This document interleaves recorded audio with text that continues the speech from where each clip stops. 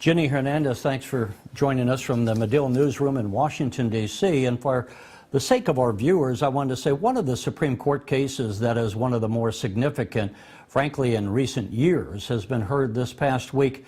And interestingly enough, it actually came out of a case that originated in Springfield, Illinois. It's the case of Janus versus AFSCME.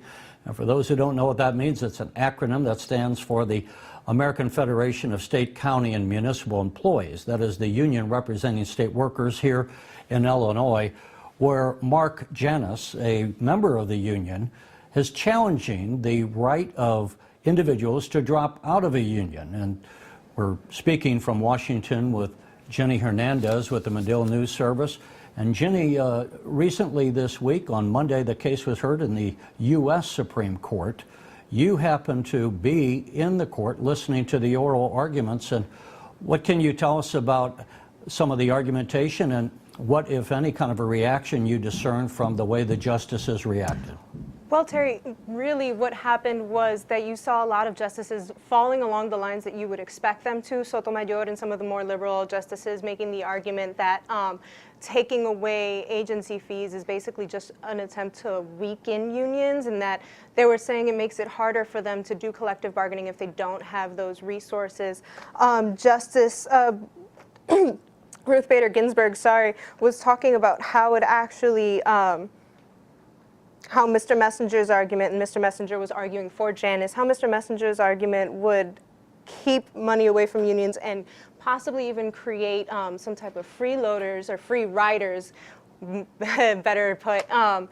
And so that was some of the reactions you saw from the liberal justices, from Salito and some of the more conservative justices. They were talking more about the constitutional rights that members have and that public employees have, and how joining a union or having to pay those agency fees might restrict that.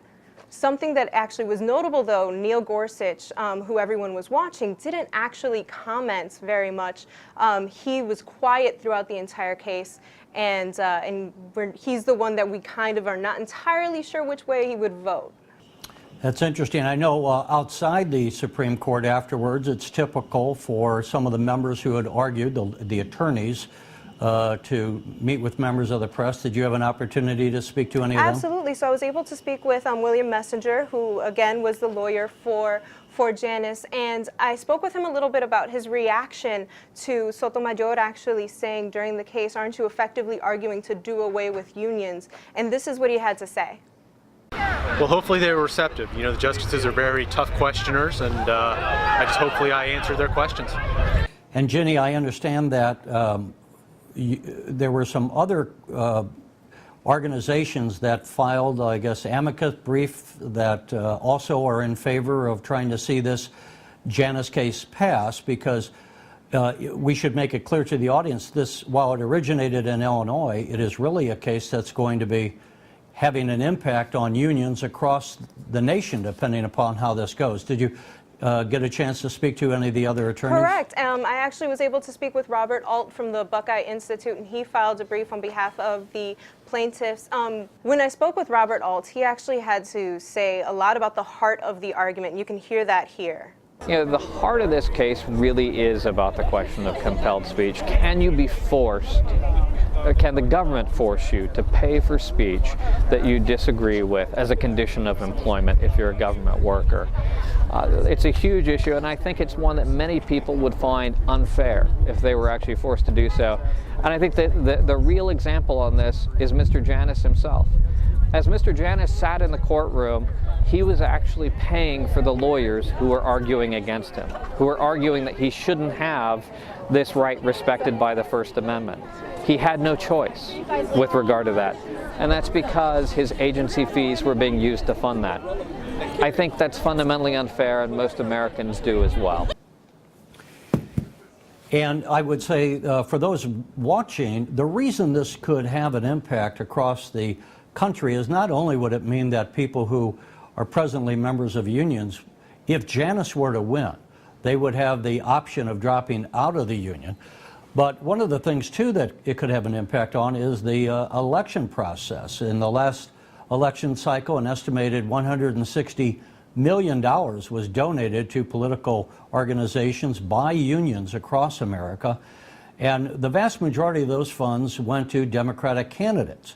Now, in 2010, there was a case before the U.S. Supreme Court that's very famous, Citizens United, which the court ruled that corporations are allowed to give as much money as they would wish for political campaigns as a right of their free speech. So potentially, it could be, if Janus were to win, and we don't know how many, first of all, we don't know if he will win, but we also don't know over the course of 1, 2, or more years how many people who are currently in the union might drop out and what impact that would have on donations. But it is potential, a potential for there being an upset of the amount of money that could be raised by the Democratic Party versus the Republican Party.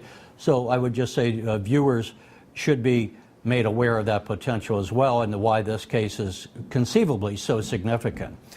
Now, Jenny, is there any other, I was going to say, go ahead, and what other comments did you have? Absolutely, and actually that was brought up during the case. One of the justices specifically asked, does this affect the political power of unions? And when the counselor responded yes, Justice went ahead and said, well, isn't that the end of the case right there? So that's definitely a big part of this case, Janus v. AFSCME, and I actually had the chance to speak with a spokesperson from IEA, and she was talking about how this would affect political power, and it is a way for the right to try to limit that the union's political power, and she had some interesting comments, and you can actually, I've got a soundbite right here for you.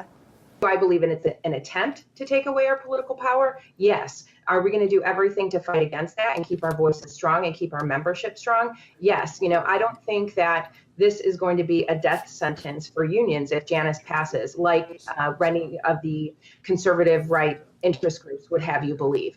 Is that what they're after? Yes, they are definitely trying to attack our political power and take away our voice, because let's face it, public education is the last great frontier, right? When you're talking about big corporations and privatization, public education is a goal of theirs. They want to take this over, and they're doing it through cases like the Janus case.